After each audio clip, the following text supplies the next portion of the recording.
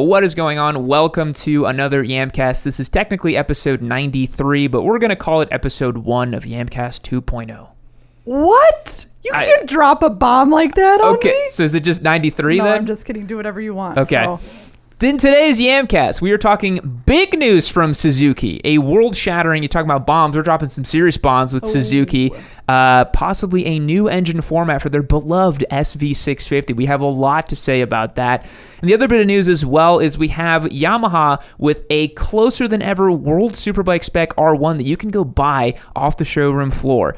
This is some big news. I got a lot to say about that too. Later in the podcast, we're going to be featuring one of our members on Discord with some fun stuff. And then we're also going to be talking about racing. There's a lot to discuss in the world of racing. We've got news of Pecco Bagnaia just continuing to win. Honda with some crazy news on the back end of stuff. Maverick Vinales might be a Dark Horse 2023 contender.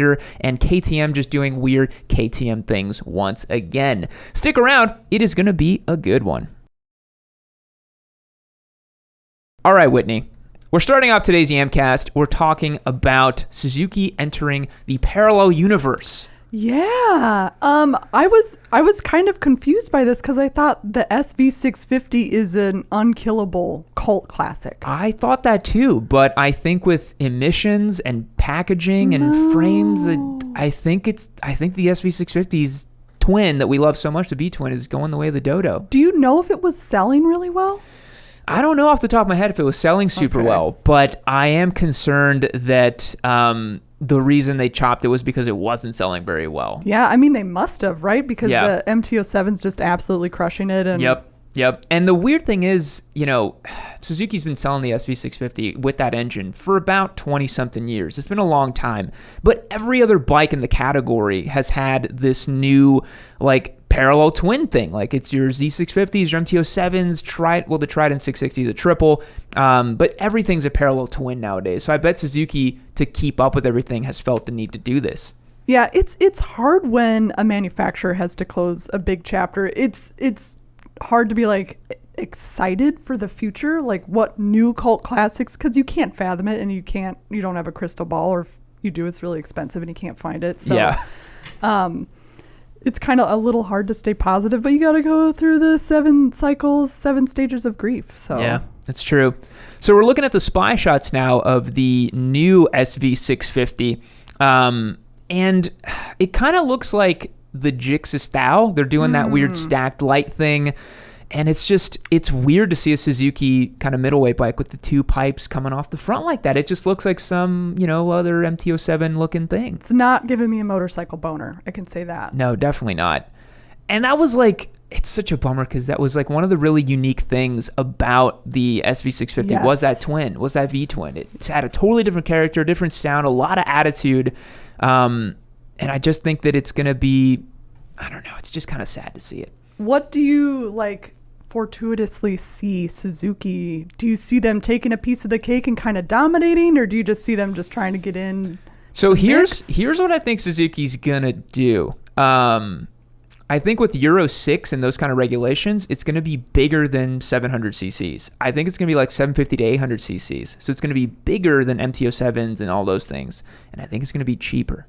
So I think Suzuki will dominate because that's what they do, right? They come in and they make a super cheapo bike that anyone can go and buy for, good value for money. That's kind of what Suzuki does. So in the dystopian future, are we all riding emission ball gagged leader bikes?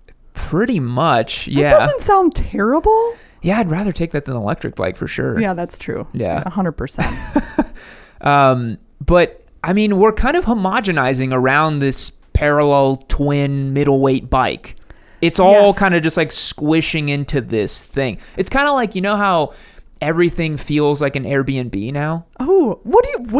Have you heard about this concept of the airspace? No. What are you talking about? Okay, so the airspace is this idea that all interior design, because of the internet, is being flattened into a homogenized kind of thing. If you look, for example, we live in Austin, we know this, right? This kind of homogenized look. You go to any trendy restaurants, there's plants in millennial pink pots. And then there's a neon behind you. Neon thing. Yeah, there's a neon behind you and the plant, right? And it all kind of happens, right? It all flattens into this one thing. I will drop you an article on Slack about the airspace. Well, you see it like driving across the country. You used to find cool towns and weird shops. No, it's all the you're same. You're eating at Subway. You're going to the same rest stop over and over and over again. So it's even the buildings, constructions, and the look of them are all the same. That is part of the airspace. Everything is getting flattened, and motorcycling is kind of doing that too. I think we're coalescing around this parallel twin 650-ish naked bike thing. Are we preparing ourselves to evolve? Like, why else would we do that? I think we're doing it. I think companies are doing it just because it's the most profit maximizing option. They're super cheap to make. They're going to sell them. And honestly, they're the bit of the swan song of motorcycling. Like, we all know internal combustion engines are on the way out. And so now they're all just... Don't say that. It's true, though. I didn't come here to have a bad time.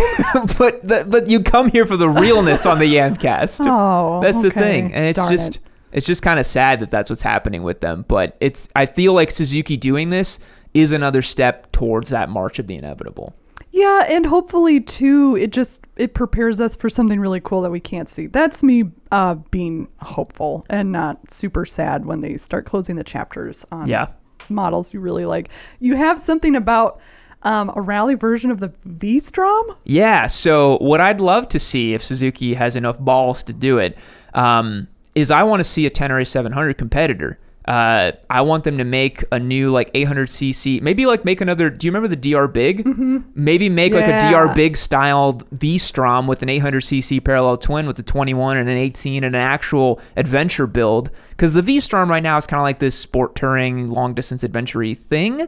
But if you're gonna take away the V-twin, at least give us like the rally looks, you know? Yes, something that you didn't wipe your butt with like I don't know what happened, but it was like suddenly the graphics in mid 2000s, it was like Monster Energy wiping their butt with all this crap. Yes. And I'm like, they must have just fired everybody in the design department or something.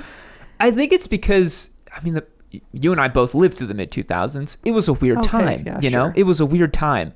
Like bling wrap was a big thing, and Jinko jeans. Jinko jeans were in force and powerful. Mall goths were taking over, and the designers had to appease to those people. Yeah, maybe they just went into a peaceful sleep, and maybe they'll be woken up again by an adventure V-Strom.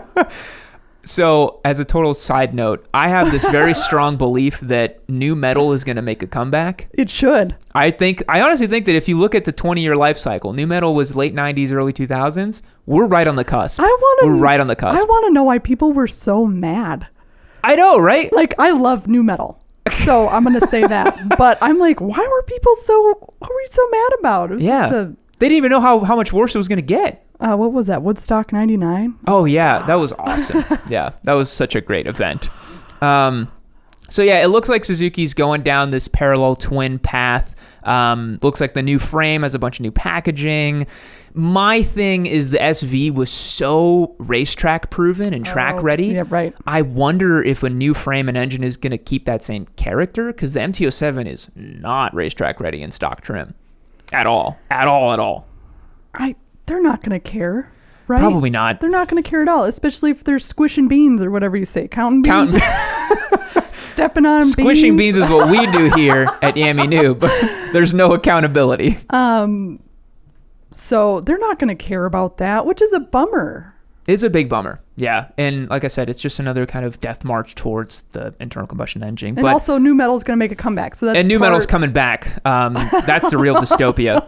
But I wanted to read some Discord comments of what people thought about this too. Diatenshi says, if there was ever a hope at all that a new Suzuki parallel twin could be engineered to somehow compete with the power of the R660 and also have the sound characteristics of the MT-07 CP2, then by God, sign me up. How much chassis work or improvements do you really need out of the most ubiquitous track day bike to ever exist?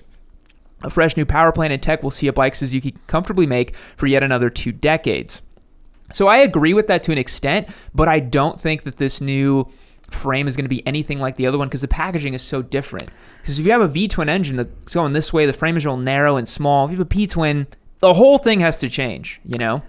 Yeah, and I feel like the SV650s were kind of made for the track. Like they had that in mind. So, and that's kind of why they exploded, because then you could bring that to the street. So if they're not doing that anymore and they just want to squish beans, count their beans, then it's just going to be, I don't think it's going to be the same. I don't think it is And either. it's hard to replicate the thing that they already did, too. Yeah. And honestly, the SV was kind of like, it was a mousetrap. It was a solved problem. That was a great bike. It was everything you need, nothing you don't. Darth Brooks says, we have roasted Suzuki for a long time for being stubbornly refusing to innovate with their lineup. It's just a tragedy that their innovation comes in the form of erasing the soul shred of personality that the V-Strom had. Might as well call it the 650 versus Strom now. They have finally succeeded in making a relatively uninteresting motorcycle totally dismissible. What are they going to call the V-Strom now? The P-Strom? Or the PP Strom. The PP Strom is a great name. But that's exactly what I was saying about the V-Strom. Is like, if you're gonna make it a parallel twin, and you gotta make it exciting. You know, you gotta. I think the DR Big coming back would be sick. But yeah, it seems like people are pretty upset that they're taking away the V-twin. What's the lag time when you see a spy shot and you see this article come out? Like, when do you think we get the actual news? 8 months to a year ish tops. Okay. Yeah. Yeah. So I think in about a year we'll have SV650s. I wonder if they'll still call it an SV. No. I feel like you can't call it an SV. No. Where's the V, bro?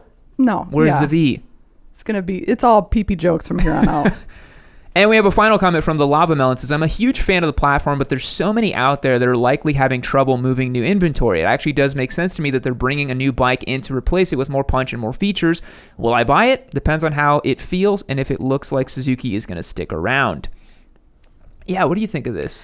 Well, it's like we've all owned multiple bikes. We've all been riding for a long time. What do the newcomers think? I mean, I don't know what do you know what they're thinking? I feel like I have a finger on the pulse, and if my finger on the pulse is any correct, then they just care about going 186 miles per hour on 600s. So they don't care, and it's like price, right? Price and if it looks good. That's the interesting thing about trying to understand the timeline of how a motorcycle is going to perform is like, what do the new kids want? It's hard to understand what trends are going to be big. It's really hard. And I think that a lot of those people, like let's say Suzuki makes this parallel twin, it's on the market for 2 years. Someone who got started with motorcycling like a year after that bike came out, it's not going to know any different. You know what I mean? Right. Like they're not going to know the whole history of the SV and to be complaining about it like us old heads are, you know, like my dad's always talking about how cool the SV650 was. And they're and it's like they don't give a shit. They're going to fart on it and then move on and just buy whatever bike makes them happy. Yeah. So big news from Suzuki going to a parallel twin. Let us know down in the comments what you guys think about it. But our next bit of news is that Yamaha is now doing the GYTR treatment to the R1. So this is really cool for a lot of reasons. So in case you guys didn't know, Yamaha, I think it was about a year ago, said that they were only going to sell track versions of the R6, no more brand new R6s. And now they're doing the same treatment with the R1, where they're saying you can basically get a super race spec R1. We have a lot to talk about why that is. They have two different variants, the GYTR spec and the GYTR Pro spec. This, to me, is like just cosplaying to the nth degree. Dude, I think this is really cool. Okay. Because I'm going to say some diabolical shit. Let's hear it. I wouldn't buy the Street Fighter for the street. I'm not going to do that. Yeah. But if I were to spend that same kind of money, if I had it on a track day toy, oh, hell yeah. Mm-hmm. Then you get to use it. And not only that, but I want to see tracks thriving. I want them to see more money. Like when I went, a woman sat down at my coffee, or I was at a coffee shop. She sat down at a chair next to me and said, "You need to go to the track." And I was like, what are you talking about? But that's what it took, was a strange woman to tell me that a plebeian could go to the track. Mm-hmm. So if you start introducing motorcycles like this right now, that's unaffordable for, you know. Well, not only is it unaffordable, but it's also you've never ridden a leader bike on track. Like a prepped R1 is maniacal. I'm sure it's terrifying, but that's what makes you want to spend the money. Yeah, I get it, but I have a lot of opinions on this. I know you do. I totally agree with you that these factory prepped race bikes make so much more sense. Not a leader bike, but like imagine not a leader bike, entry level people. Yeah, like an R7 fully track prepped from Yamaha would be so cool. So cool. I've prepped a bike. I've prepped multiple bikes. It's a huge pain in the ass to take a street bike and make it a race bike. Huge pain in the ass. And unless you're like very mechanically gifted and you're like pretty good mechanics wise, you have a lot of time. It's honestly like, I mean, my bike, my Daytona is like prepped and it's really good. It's kind of a piece of shit though. Like, it's like hanging on by the skin of its teeth. Factory prepped would be so nice. It would Would you also buy work. a factory prepped Daytona? First, I would do it yesterday. Yesterday, I would do it. That's what I'm saying. That's it's exciting, you know? If this is an indicator of anything, maybe they got to start with the big boys and the people with a lot of money, you do. obviously, first. But if you start doing the 600cc class and stuff and beginner stuff. Yeah, but it's only Yamaha that's doing this. Right But now. I will say, the only bad part about this that I think a lot of street squids out there are going to hate is that I think this is the first step to making leader bikes not street legal and not sold anymore. But you can, then we'll all be just pining for vintage ones, right? Yeah, that's Those- true. those That's are already never gonna go happening. away. Yeah. But I really think that in 5 to 7 years, you will not see R1s and V4Ss sold with headlights and mirrors and a tail light and license plate.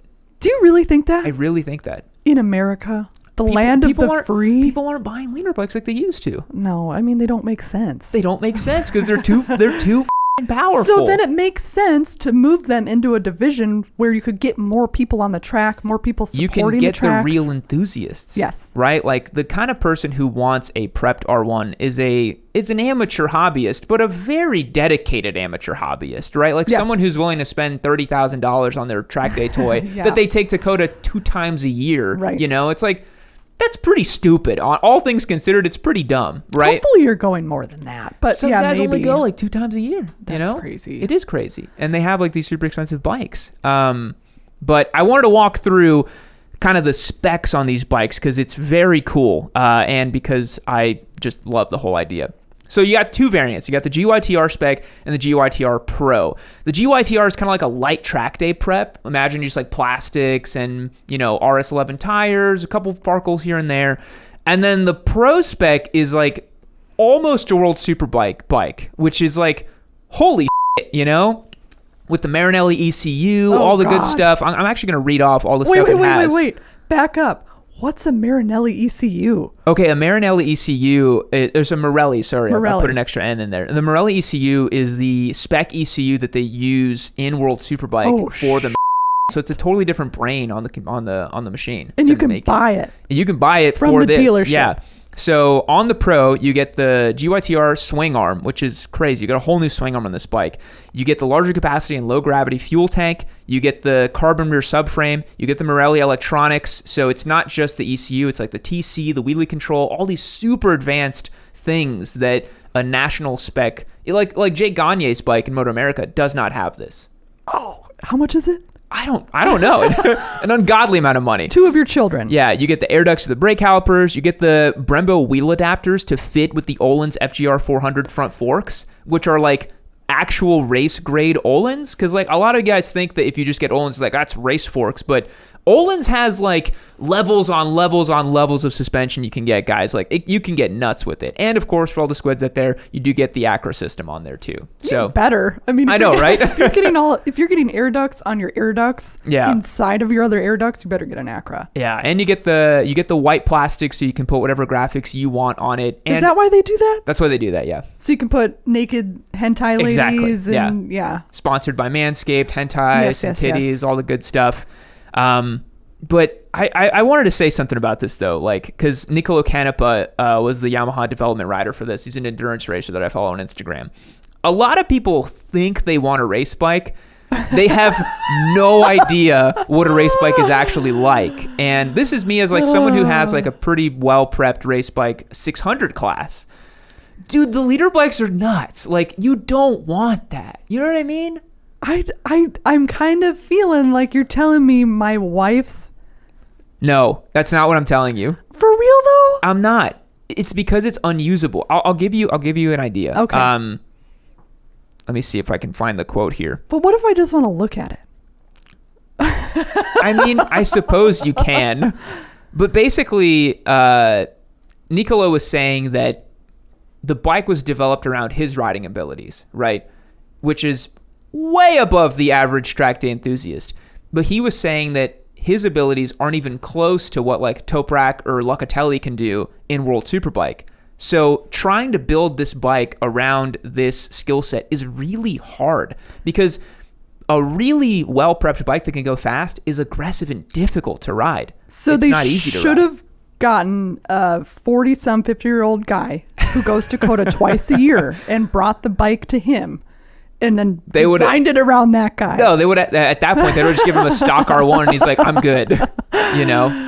But yeah, the GYTR is basically like a super stock 1000, and then the Pro is a World Superbike spec bike. But I think it's a cool move for Yamaha to be doing this and to be, like you said, investing back in track days and investing back in like the core enthusiast audience. I think it'd be really cool if you went to a motorcycle dealership and you just saw, somebody who's never heard of track day riding. There is a section where you're like, whoa, wait, what? You guys are selling bikes you can only, Yeah. I don't know. I feel like it's a step in the right direction. It's awesome. Like, I would kill it if like you go to the local dealership, like you said, it's just sitting there on the showroom floor, just like a fully prepped R1. It's like, yeah, you could buy that to go use on track. Like I said, I just want to look at it. But I do feel like so many dummies would buy it and then turn it into a street bike. I could see that. How? It wouldn't be that hard. They would just put a headlight on it. They put a headlight on it, some mirrors, and duct tape. They're just like, yeah, I got a World Superbike bike. It's like, you've wasted it. You've wasted it. I don't know if anybody that dumb has that much money to blow. Oh, Whitney.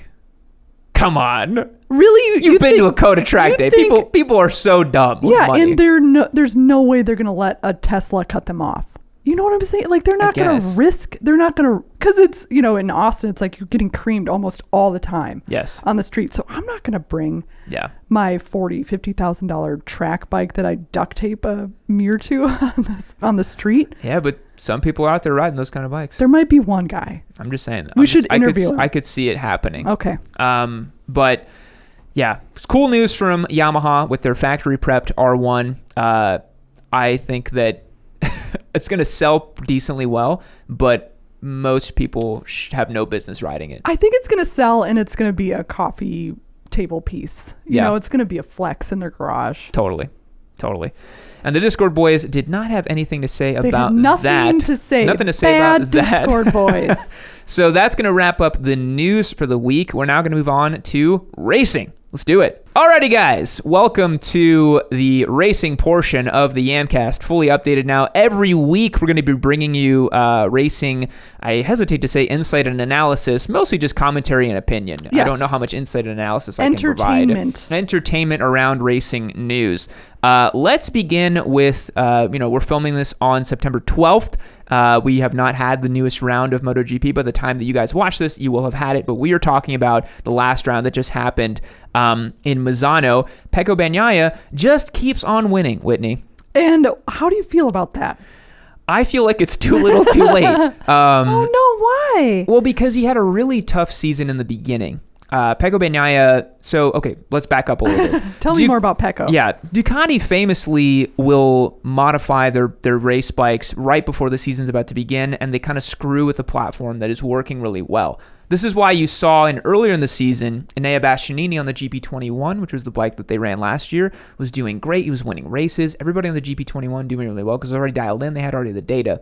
GP22 needed a little bit more time to develop. How much time do they get? Do you know? Well, they get the whole testing season in winter and stuff, and they get a couple test days during the season, too, for the next bikes. Like, for example, Yamaha's already working on the 2023 bike, and it's already been tested and all that. But yeah, it really sucked with Ducati in 2023 or in 2022 because they just had a tough time in the beginning. Pecco had some DNFs and the bike wasn't really working. There was actually one qualifying session where he was almost last. So is this characteristic of Ducati? Like the first half of the season, everybody's... Yeah, Ducati does this where they throw a lot of parts at their bikes. Why do they do that?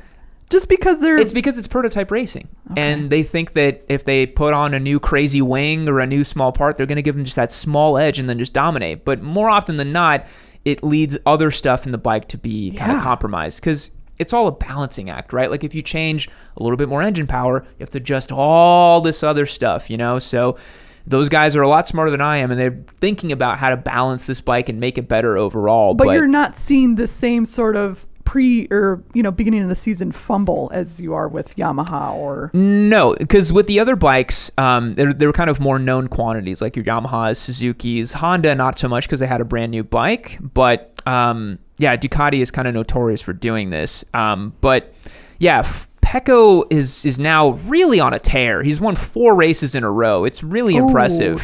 And he's clawed back. He was down 91 points. Now he's just down 30 points. How many Fabio. points do you get if you win? 25. 25 points per win. You get 25 points per win. Then it's down to 20, and then I believe it's 17, and it kind of goes down from there. The issue that Pecco has, though, is that Fabio's very consistent. He did have an off in Assen. He crashed and didn't score any points. But Fabio is pretty much always there in the top 6. So I think Pecco has about 6 rounds left to try to claw back this 30-point deficit. And you would think that's easy. You're like, oh, Fabio just crashes once and then Pecco wins. Like, wow, it's down to 5. But it's actually a big buffer that Fabio has still, that 30 points. I think that it's going to be pretty hard for Pecco to claw that back. Because you're banking on a crash. Or like, you're banking on a crash or a god-awful result. Yeah, and you have to keep winning. Like That's the most important thing is Pecco has to now, like, first or second every single race to have a chance. If he fumbles and gets like 6th or 8th or whatever, it's pretty much over.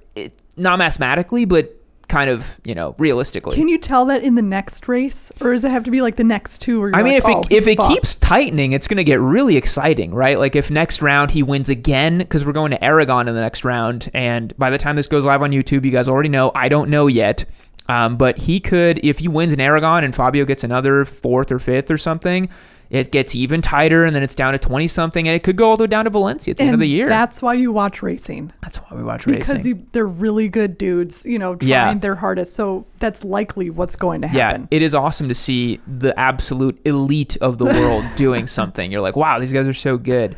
But GP's had a couple weird things this year, especially with the aerodynamics packages. There's been a lot of discussion about how aerodynamics is kind of ruining racing because of all the turbulence it causes, and people can't pass correctly. Similar, I do follow F1 more, so I'm familiar with the you remember that in F1 where they had the crazy aero stuff, and then they changed it for better racing, and it fixed it. And I think the GP needs to do that too, because you look at World Superbike where there's not as much aero, and the racing's amazing. Oh my God, the racing's amazing, World Superbike. Yeah, there's a point where I feel like you're too honed in on the design, and it's gonna just ruin it for everyone else. Yeah. So it doesn't make sense. No, it definitely doesn't. But since it is a prototype class of racing, you always want to see new development and faster and better. But it's kind of like, can people really tell the difference between 215 miles per hour versus 205 miles per hour? I don't really think so. And what they want to see is the close racing. They want to see people passing and taking opportunities and doing cool stuff.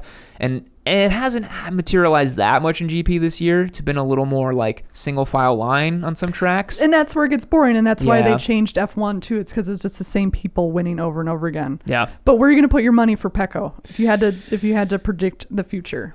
If I had to predict the future, I think Pecco's going to finish a tight second. I don't think he's going to be Fabio. Let's write it down. A tight second for Pecco. I think Fabio. I'm going to write that down. Write it down. I think Valencia, come November, Pecco's going to lose the championship by 15 points. All right. We'll revisit this in November. Okay. We'll revisit. That's my prediction. Done. Awesome. So kind of going down the road there from Misano's results, it was really exciting because Bastianini was confirmed as the newest factory Ducati rider for next year. And it was really cool because he definitely had something to prove, because on the last lap of the race, he set his fastest lap and he finished the race only 300th behind Pecco. What? Yeah, he was right there. He almost got him at the end of the line. It was really exciting to see. Oh, God. Yeah. And it's really cool since he's their hot new talent. It's like, yeah, that he definitely deserves a factory seat. Like, it's pretty awesome. What's his? Tell me a little bit about him. How did you say his name? Enea Bastianini. Bastianini. Uh-huh. So he's tell me a little bit about him. Okay, so Enea Bastianini came up through the ranks in Moto2, was a Moto2 World Championship. When? I think this was 2018, 19 that he won. I can't remember exactly the year. And he got put into the Gresini Ducati squad, which is a satellite Ducati squad. And he did okay in 2021. I believe that was his rookie year. And now in 2022, he's won 3 races, podium, doing extremely well. And a lot of people think it's because he was on the GP21, that really good motorcycle I was telling you about that Ducati ran last year. But he's a very talented guy. He has this really weird ability to produce insane late race pace. nobody knows how he does it. Like saving endurance for the end. Saving endurance and tires. Somehow he manages his tires in a way that he has more grip and potential than people in the race. That's really cool. It's crazy. It's so repeatable. You'll see it in week out. If Enea Bastianini is in, let's say, P6 towards the end of a race, you can almost guarantee he's going to move up to P3 or P4 because he just has something at the end. Late striker. He's just waiting for it. Yeah, it must drive the engineers crazy because like it's like, well, how did you do your fastest lap on like worn tire? He literally did his fastest lap on lap 25 at That's Misano. where he feels comfortable, maybe. But it shouldn't make sense. Nuts, The tires aren't fresh. Everything's worn out and dusted. You should see the times drop. Somehow he's faster. So he has that weird ability. That's how this I'm just gonna ask because I don't care, but it's like how many laps are a set of tires going? I mean, these tires are only supposed to last race distance, so between 25 to 28 minutes or 28 laps, usually about a 40-minute, 45-minute race, something like that, because they're super race spec tires, really grippy. I mean, it depends if they're using a medium soft or a hard compound. Like if you're using a soft compound tire, you're gonna get more grip in the beginning. Using harder compound lasts longer, right? It's all about race strategy. So what's he using? It depends on the race. So it just changes whatever. It changes on whatever season, weather, place. Okay. Yeah. Well, I also like how this part of the podcast is me also like explaining to you about racing. That's kind of cool. You know, there's people listening too who are like me who maybe like F1 more or just I'm a big Isle of Man nerd. Like that's I like the stuff that doesn't make sense. So and then it's intimidating. Like I was watching some GP highlights and I'm like, oh geez, where do I got to start in 1999. All right, cool. I'll do that. It's like, so I'll tell you this, the best way you can get started is get the GP app and then watch free practice. Because in free practice, the commentators, you get so much intel on what's going on behind the scenes. That's good intel. I thought you were just up until 4 a.m. just No. I just watch the free practice sessions and just kind of keep up with it and listen to one or two podcasts. That's it. Yeah, that's all I do. No, I don't like sit there and study everything. Third place in Misano was Maverick Vinales, his second podium in a row. I have a lot to say about Maverick later on. Really interesting what's going on with him.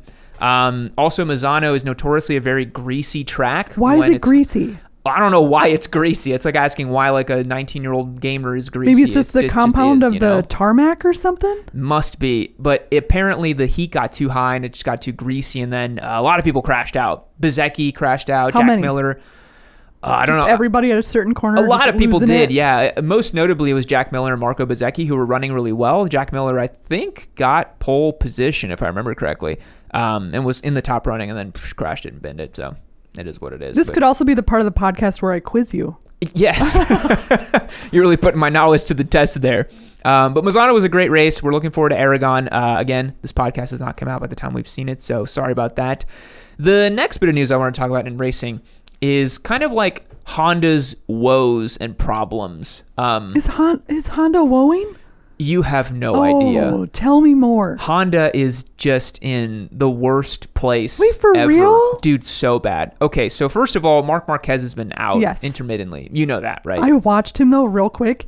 Just his camera footage of him starting. What position did he start at Coda? Oh my God, yeah. And go all the way, like watching that footage. It's like a video game. Oh my gosh. Yeah, it's insane how he's just passing people like they're B group track day riders. Yeah. And they're all MotoGP riders. And he's like, excuse me. Well, and he's kind of safe about it too. He's like, he's so... He's so precise. Yes. Yeah. My favorite of that clip was when he passes his brother, Alex, and he goes... And like Alex literally looked back like that and he just goes around the outside. I'm like, that's hilarious. But no, Honda's having a terrible, terrible time. They, I think for the first time in 40-something years at one of the races this year, did not score any points. What? None of their bikes scored any points. Why? There's a lot. Okay. I'll try to explain. Yeah.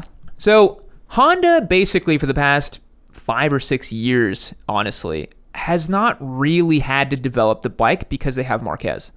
Oh. When you have a guy like Marc Marquez, it doesn't matter what bike you bring, he's winning, right? And if you're winning, I guess you get complacent, you don't care. And you're like, well, the guy's winning. Why would we, there were races in 2019, Whitney, that Marc was 9 seconds up the road from people. And you're just like, why would we fix the bike? This guy's demolishing everybody. So I foresee everybody in the Honda paddock being like, oh, just eating lunch, hanging out, smoking just chilling. cigars. Yeah, they're like, oh, Mark's winning again. Yeah, this is great. Good job, bud. Fire up the beers. But that has not been the case since 2020. Since 2020 when he crashed. And he had the really big crash and he broke his arm. And he was out for most of the year. Then he came back. The part about Mark that's crazy to me is that his arm was rotated 30 degrees off of where it was supposed to be, right? That's where he just got back from his 4th surgery on that arm. Even with that, with his arm being 30 degrees off, and even with the Honda package not being where it's supposed to be, he was still getting P6. Well, that's how you know that racing is a 90% brain. Yeah. It doesn't... give him a robot arm. Yeah. Give him a stick for an arm. He'll figure it out. He'll figure it out. Yeah, he's just this Terminator-like guy that can just ride anything. He actually still is the Honda with the most points right now, even having not really raced at all this year. And he's coming back. Or is it maybe speculatory? It's speculative, but I really hope that he doesn't. I hope that he just. 2022 it's a wash. Maybe he can get in some testing miles on the bike on race day, but I don't feel like it's worth it. But I'm not Mark's manager or whatever, but I don't feel like he should. But the news I wanted to talk about Honda. Sorry. So they developed a brand new bike for 2022. My God, this bike was completely different than the 21 So bike. they got off their asses. Yeah, they made a brand new bike basically. And it showed some promise. They got a podium in the first race at Qatar with Pol Espargaro. I was like, okay, pretty cool. Ever since then, disaster. Wow. Nowhere in the points, completely off the pace. Nobody can figure it out. And so now Honda's actually turned to Kalex for making a new swing arm. Kalex is a German engineering company that makes all the chassis for Moto 2. They're a super winning manufacturer for Moto 2 because Moto 2 is a spec series. They have all the same engine. Right. They can only do chassis work. And so it's really crazy that Honda, famously a staunchly Japanese brand, very proud of what they make, right? Turned to somebody else to make something like a swing arm. That's a huge part of the bike. Tell me why they fixated on the swing arm. Is that what they're kind of like honing in on? So swing arms can change so much of a motorcycle's behavior. Right. So they gave up and they're like, I guess they're just like, Kalex can figure this out. But, depending on where the welds are on a swing arm, depending on how many welds you have, depending on the shape of the swing arm, depending on the length of the swing arm, like on a race day, you might have a team try 4 or 5 different swing arms to fit the track, literally for just that track. Because for the homologation rules, you can try as many swing arms as you want. It's not, I think the engines and the frames are kind of locked for the year once you develop them, but the swing arms you can swap in and out and do different stuff with. So Honda turning to Kalex is a big deal. That is a big deal. And I feel like the history of Honda racing, they had to prove themselves, because this was in the 60s or whatever. They had to prove themselves through the quality of their products. But that was however many years ago now, and it is, times are changing, and the stakes are so much higher. It's not like they're racing 125cc bikes anymore. And stakes are super high. And it's just really humbling for Honda at this point, because they're the most winning manufacturer and they have all this pedigree, and they're just getting absolutely waffle stomped, for lack of a better term. So what I'm also hearing is it was inevitable. Like, it was probably going to happen at some point. At some point. I think that they just thought that Mark was going to do Mark things for the next 5 years. I really think that they believe that. Well, and two, it's like, what are you supposed to do if you have a rider that's that good? Are you supposed to sit and change the bike a lot? I guess not. Yeah. He's why probably would you? like, He's don't like I said, touch he's my bike. winning. Yeah, like why would you change it? He's destroying everybody. Yeah. What incentive do you have to change? So I guess that's kind of like the give and take. You get a superstar, but then you're not going to get innovation and you're not going to get the pressure of But then you lose that golden boy and you are effed. And to not have a backup plan, maybe. Yeah. Like, maybe you're like, okay, he's a human. He might need arm surgery again. Yeah. We should have something else working. Their backup now is they signed Joan Mir, who was a 2020 world champion, to Repsol Honda. So he's going to be joining the other side of the garage there. How's that being received? I think it was, everyone's like expected. It's like, he's a world champion. Why wouldn't he go to Repsol Honda? They have the most money. They have the best bike, supposedly, the best resources. So it makes sense for his career. But, I think it's going to be, if Honda can't figure it out for 2023 and they're not getting podiums and winning with Mark and Joan Mir, it's like, back it up, dude. Like, that's rough. Okay, here's a Yam forecast. A forecast? Is that going to happen? Do you think that? No. Okay, no, I don't. I really You don't. think they're going to come back? Because I think there's people, the executives in Japan are about to be like, I'm going to kill every one of you. Like, you need to start winning again. Like, what is happening? Well, and right now, because of the bikes that they're putting on, and just due to entropy, right? How massive racing is. I mean, how much money as a company are you just? Oh my God, millions and millions. I mean, Mark's contract is probably $100 million. So at this point, you're doing it for fun. I mean, it's a marketing exercise, really, more than anything else. Like racing, people don't like to admit it, but it's entertainment and marketing. Yes, there's the glory and the racing is amazing and blah, blah, blah. But like at the end of the day, Honda likes winning because it gets them front and center. They're like, oh yeah, you should buy a CBR because Marquez is world champion. That's how it works. I suppose like that, like I picture the dudes I know whose houses are dedicated to a brand. Yeah. Because they were so, I mean, that's, their identity is that's their whole thing. That. Humans love that. They like to pick a side and then that's it. Put a stamp on their forehead. And one more point I wanted to make is that at the Misano test for Honda, Stefan Bradl, their test rider, who is now kind of fitted in as their factory rider because Mark's been gone for so long, he was on the 21 bike. And some other guys are on the 23 bike. So I think they're trying to find a middle ground between the 22 and the 21 bike to make the 23 bike with this new swing arm, with Mark back on it, and hopefully just have this amazing package that works. Do you know why the 21 bike is just the creamiest one? I think the 21 Honda it was more of a known quantity because it was before they did the radical redesign for 22. Oh, okay. Because they changed a lot of stuff on the 22. I think they went back to 21 being like, okay, let's think about what worked, what didn't. Maybe we made too many changes. Let's make a bike that's kind of in the middle of these two. So, yeah. That makes sense then. Next bit of news I want to talk about is Maverick Viñales is a Dark Horse 2023 contender. Now, here's a crazy stat. So Maverick Viñales was a factory Yamaha rider up until the middle of last year, where he famously had this big blowout and left the team middle of the year to switch to Aprilia. And you can do that. Oh, nobody thought he could, but apparently there's contracts and lawyers and you can figure stuff out. All right. So he switched to Aprilia. But the craziest thing about Viñales on this Aprilia is he has never fallen off this bike. Whoa! Yeah, this was an article I came across on the race that was it said the ominous MotoGP stat that shows that Viñales will get even better. He's never fallen off the bike, ever. He's got that secret Aprilia butt glue. I guess so, yeah. He just can't fall off the bike. But by not falling off the bike, it suggests that he's not reached the limit.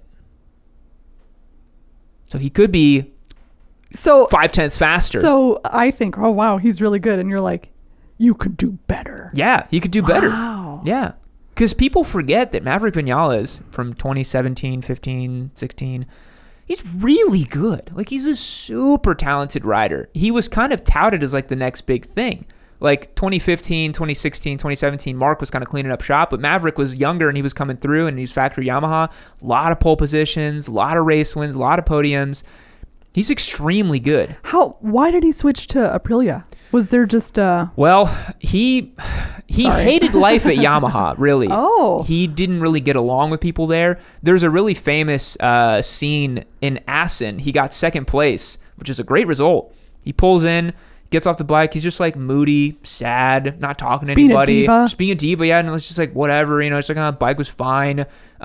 He just didn't get along at Yamaha. And I think some people have posited that it was like his crew chief and like his team wasn't gelling. And he apparently needs like a lot of like head patting and support as a guy, Because he's a racer. Yeah, of course he does. Their ego has to be massive to do what they do, right? And so apparently Aprilia's better at that. They seem to be better at it, yeah. And honestly, going back to Honda a little bit, one of the issues that people are having in the GP paddock is apparently the Japanese kind of top-down management style is not really conducive to results today. Like they show that... Oh my gosh, no. Yeah. I mean, that's I could go on about that. Yeah. That's historically a terrible... There's so much lag time. Mm-hmm. And especially with something like racing. Yeah. That's your enemy. So. Yeah. And Marquez has kind of come out and said that like the thought process behind management needs to change. He was like, we need to establish a more European, more egalitarian, more like... Oh God, you're asking them to change their whole culture. Yeah. And I think that's what Mav ended up needing. He needed an environment that was more like that, and he's flourished at Aprilia. Like, he gets third place, and he's smiling. He's off the bike. He's so happy. He's having a good time. Are they better at patting him on the head? I think so, yeah. And Aprilia hasn't been in the long scheme of racing. They haven't been in the game that long. Like late 90s? Yeah, they were 2000s? really competitive in the two-stroke, in the 250 era. They have tons of, I mean, that's how they got that little sticker on their bikes. It's 54 World Championships. It's all two-stroke bikes and 250s and stuff like Which that. was the beginning of their racing. Yeah, they started with the little bikes. In terms of big bike and Premier class, I mean, Aprilia started, I think, in 17 or 16 with the RSGP concept. Wow. Okay. To go back into MotoGP. And the bike was just awful for a good 5 years, and Aleix was just like out there getting 17th, 20th, 21st, just like languishing on this thing. But they've developed and developed and developed, and now it's an extremely good motorcycle.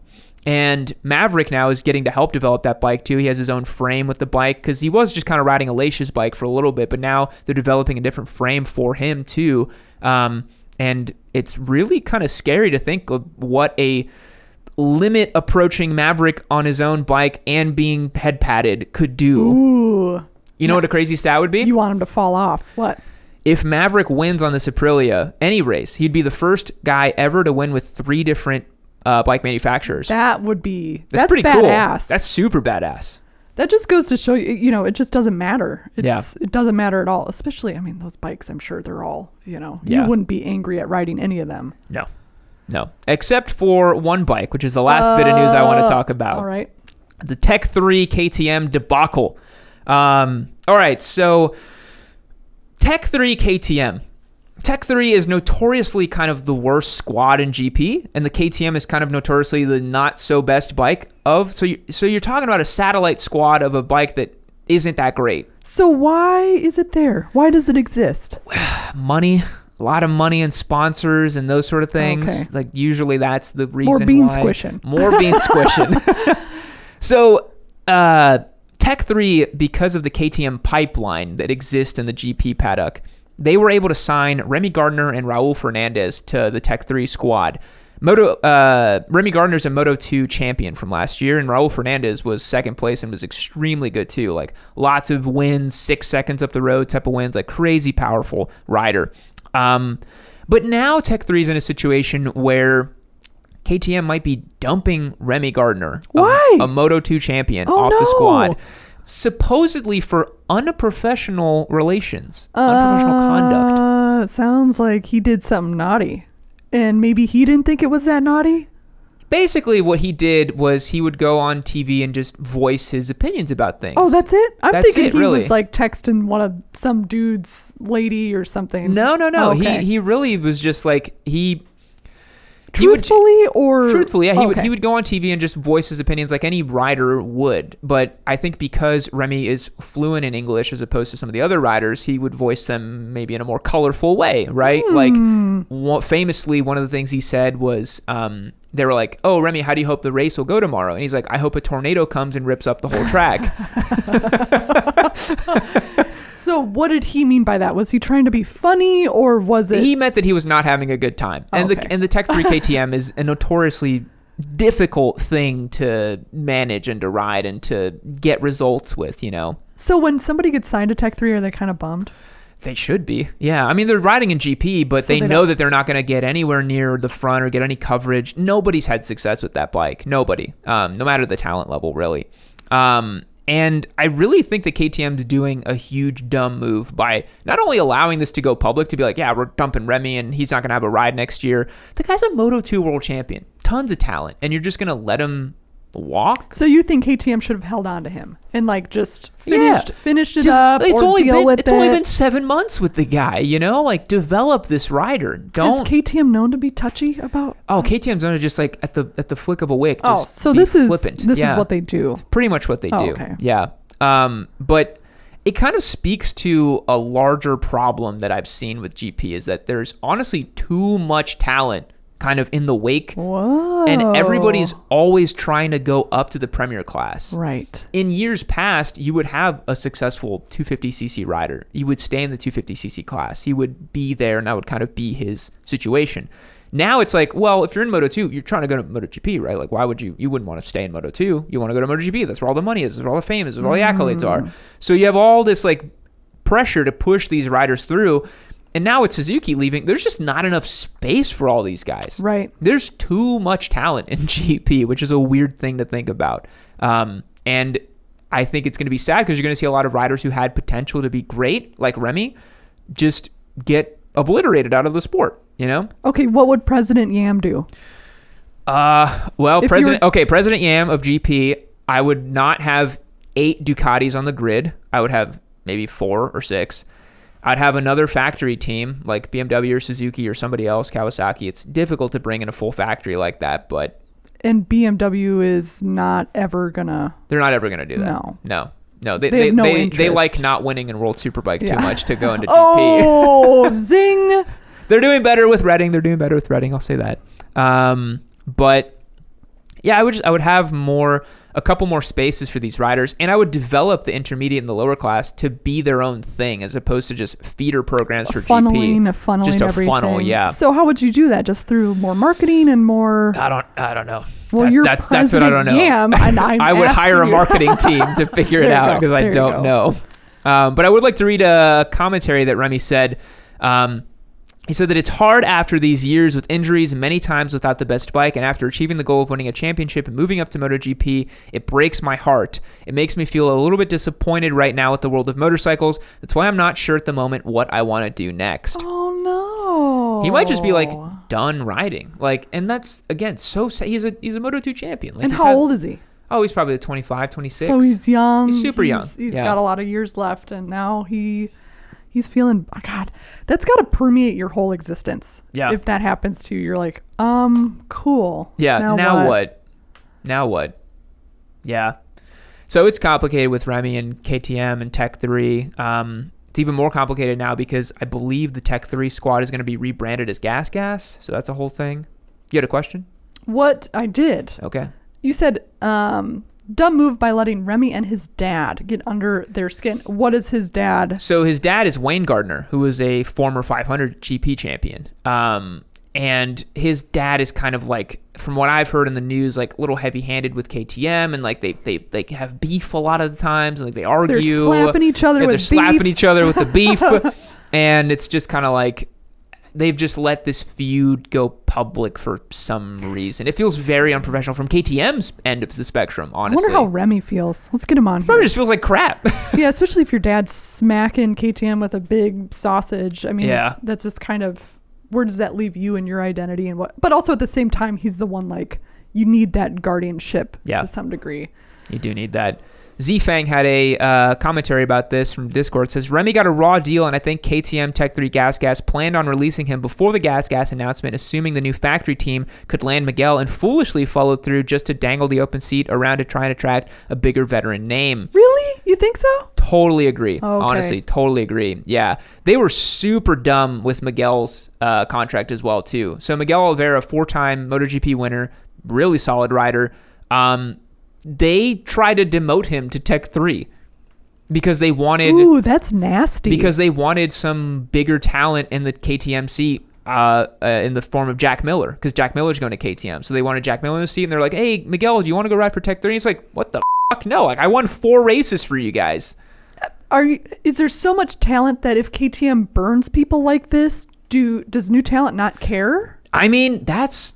From the manufacturer's perspective, honestly, a pretty good deal, right? Because like if you nuke a talent like Miguel, you're like, somebody from Moto2 could maybe fill this in and they'd be fine. So now that's another factor you have to think about going forward. If you've got a whole gigantic funnel of young talent, you're like, well, see you later, next one. But that's bad for the sport because you're not cultivating the big names. Yes. If you're just churning through people, what incentive do I have to watch? What's the storyline? What's the draw for me? Yes, I want to see the storylines, the battles, the growth and the growth. Yeah, you look at the Pedrosas, the Rossis, the Stoners, the Marquezes. You want those talents. Those are lifelong relationships you have with those racers. You don't want just this churn and burn every year. There's 5 different rookies, and I have to learn about them, and they're all some Spanish guy that I don't know. You know they're what all I mean? being dickheads, and then they're all getting slapped with beef because they're being a dickhead, and then you just kind of roll your eyes, and you're like, okay, well, how long can you do that for? Exactly.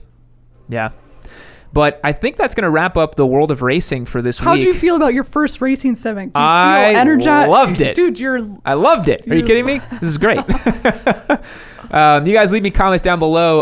Let me know about how you feel about the racing segment. If anything else you want me to cover in the racing segment, I'm going to try every week to cover as much as I can with Whitney. There's a lot. There's a lot. There's a ton. There's You're a ton. like, we got to fit it in an hour. I was like, okay, let's do this. Let's go. And it's more fun because you don't know that much about it relatively. Well, I'm here to be a sponge too. Yeah. Like, I'm super interested. I had a crazy weekend, so I couldn't read up, but I'm Yeah. excited to be like, okay, taking notes. What else you got for me? Yeah. Not a ton of Discord people, but I think when you're explaining more, you're telling more of a story, and it's just more people are going to listen. Yeah, I hope so. Yes. Yeah. You should be guys good. are going to listen. You guys are going to listen, right? But now let's move on to the member highlights section. Dude, we got so many the little podcast. members. I think we have to cut a new clip Oh, probably. shit. Okay, Yeah. sorry. You're sharting over everything, Whitney. Alrighty, everybody, welcome to the Discord member highlight feature on the Yamcast. This is something new we're doing. A lot of our Discord members have some really cool and fun stories and projects we wanted to share, and that's what we're doing for this segment. So Whippy actually gave us our first one here. I'm going to read you guys his blurb, and then we're going to go through the photos. He said, here's my project bike, a 1973 Harley-Davidson Aermacchi TX125. 1973 was the only year for that model. Aermacchi was an Italian company that Harley bought half of. They had some pretty cool bikes. I have never heard of this before. Have you? You're the retro girl here at Yami Noob. No, I'm Never heard of this. Retro Japanese fanatic. That looks cool though. I don't know. High mounted exhaust. That's nice. Yeah, that's to melt your thigh. But it's cool looking, and it looks like he's got He's doing a lot to it. Setup. Oh, he's got it stripped. Totally stripped. There He's got we the go. motor out. What? Little single cylinder looks like it. Look at it. It's really clean. Yeah. This kind of reminds me of you're looking at getting some old school enduro bikes, aren't you? You were interested a little bit? Or was that a dalliance and it's gone? I'm like, I just want to ride. I don't really want to. Yeah. Oh, it still has a Sportster frame. Look at that. I am itchy to get a vintage bike. That's cool. Kind of into. I really want a CBX. Dude. Still want one. Dude. You sent one to me. Brazil. Just Brazil's go down got there. them. Just go down there and ride it back up. Super strange that Harley bought half of some random Italian company and then made this thing. Super cool. You got to keep us up to date if you ever finish this project. It looks like a big bear of a project. Oh, look at that. He's already got he's got some suspension on there? Nice. Well, Whippy, keep it up. We love to see it. That's definitely one of the more unique things I've seen. 1973 Harley-Davidson Aermacchi TX125. Yeah, kind of a bop-around little scramduro type of thing. Also, where did you find it? I always like hearing where people found the bikes. Yes, too, I would love to hear where you found it, Whippy. Let us know on Discord. Full Metal Corgi says, KZEV update.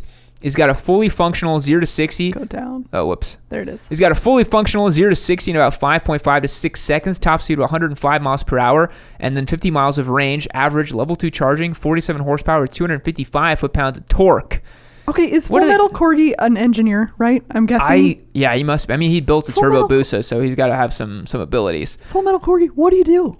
He's got flat torque curve between 10 miles per hour through 80 miles per hour, all for an out-of-pocket price of $4K. Just added carbon fiber side panels with carbon fiber clip-ons and suspenders soon, making the mold still. Next up, dual disc front brakes and a new controller for faster 0 to 60 and 20 to 30 more peak horsepower. And no, it's not flammable.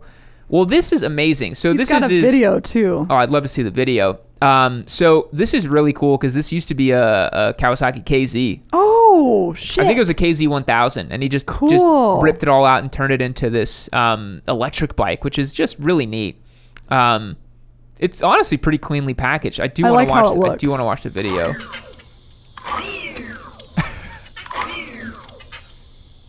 Doesn't even sound real, does it? It sounds cool and it looks cool. So there's him ripping it. And he said he's an engineer with a bachelor's in electronics, which makes sense. Called it. Normal people cannot do this. No. Look at that. Hitting about 85 miles per hour, maybe 88, going back in time. Metal, what are you gonna start doing? Are you gonna start making little kits for people to buy? Yeah. Called Don't Burn My House Down? Yeah, I definitely don't believe that it's not completely flammable, but it remains to be seen. That's awesome. That is pretty sweet. And then lastly, we have Whale Tail. Go up a little bit. Go up a little bit there here. There you go. And he says, "Hi, I'm Dutch, and this is my 2020 Duke 790. I purchased this bike because I called into the Yamcast and asked Z650 or Duke 790, and I was mercilessly clowned on for considering the Z650. Well, I'm sorry about that. After test riding both, I realized the errors of my ways and been preaching the word of Yam on mountaintops high. What I don't like is that the head gasket is known to weep and needs to be retorqued to stop it. I love the aggressive looks, razor sharp handling, ability to wheelie, and I meet new people who never knew KTM made street bikes. You know, I still have never ridden one of these, the 790s. Why not? I don't know. I just never gotten the chance. You rode the 790 Adventure. I did ride the 790 Adventure. Wasn't super impressed with that, but I did treat it like an adventure bike, so I was looking for it in that context. We were balls deep in sand, too. So I've heard nothing but good things about the 790s, and especially the 890s. 890R sounds like a nice bike. Is the 890R where it's at? Apparently, yeah. All right. Fully adjustable suspension, bigger motor, more power, more torques. It's all good stuff. Great stuff. It's an aggressive looking bike. It's a lot of Nickelodeon for me, but. Yeah, I feel like I'm about to go on slime cool. time. You know, about to ride it right into the slime. I like that it's got a cage on it. Yeah, I do too. Little wheelie bar back there, cage. Whoever was owning this previously, or maybe Whaletail himself, is definitely a stunt boy. I do like that a lot. It's pretty awesome. Cute. He's got the green Mustang in the back for the Cowie Energy. So still the Z650 Energy found its way into this photo. We couldn't escape it. That is awesome. Well, guys, that's going to wrap up the Yamcast, a little member section right there. Thanks again for tuning with us all the way to the end. Remember, if you want to join with us, head over to yamanoob.co, join the Discord server. I did not mention that at the start of the Yamcast, but you guys should already know that that's where you enter for the Discord and all the good stuff. Let us know any feedback about this new format, if you liked it, if you hated it, whatever you think. And we'll catch you on the next one. See you later.